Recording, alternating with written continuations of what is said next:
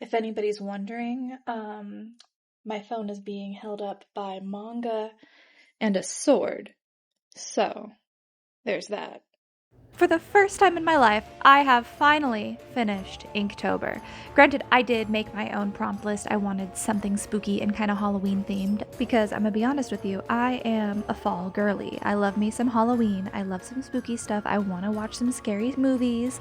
And the typical Inktober prompt list I found usually has nothing to do with fall at all. And I know that there's other options like Peachtober and all that jazz, but I figured if they can make their own prompt list, then maybe I can too. So let's get into it. Now, like I said, I have never successfully completed Inktober in my life. In my 12 years of trying to do it, I have failed every single time, sometimes all within the first week. I think one time I made it to the 20s, but like that's besides the point.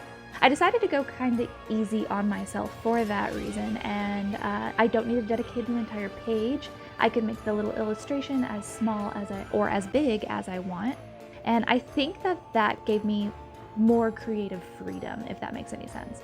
I also decided that I didn't have to stick to any specific medium because I get bored easy. I have ADHD. I can't focus. So as you can see, this is Copic and colored pencils from the game Alice Madness Returns. If you guys haven't played that, you should. And ignore this page.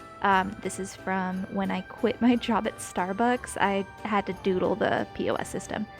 Anyways, and the third rule that I broke for this Inktober is I started in September. I know a lot of artists do. It's not very controversial. Oh, you can see my phone. You can see the sword. Nice. That's so cool. I didn't even notice how reflective that was. What was I talking about? Here's a witch and some candles. That's fun.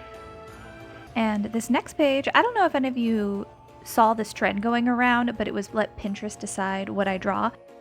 So I literally just typed in all these prompts into Pinterest and drew whatever the first recommended was, skipping the AI, of course. Pinterest is flooded with AI. It is so frustrating, but I think all the drawings that I did were definitely done by humans, so that's good. Okay, so here is what I think my first flop of this Inktober was, is I didn't finish it. It's fine. Technically it's finished because it's line art and stuff like that, but I just didn't like the way Momo's coloring came out. Oh, by the way, this is Momo and Okarun from Dan to Dan. Very good anime. But like, whatever. I'm not even going to focus on it. We're going to move on over to the classic monsters that I was trying to draw. I drew all of these in under 10 minutes, so they are a little sloppy. And then next to it, Edward Cullen. The man, the myth, the legend. This is the skin of a killer, Bella. Okay, so full confession, I had this whole idea for Ouija board that I didn't care about these prompts. I wanted to get them done as fast as possible. So here it is. Tombstone, crime, we have rune at the bottom.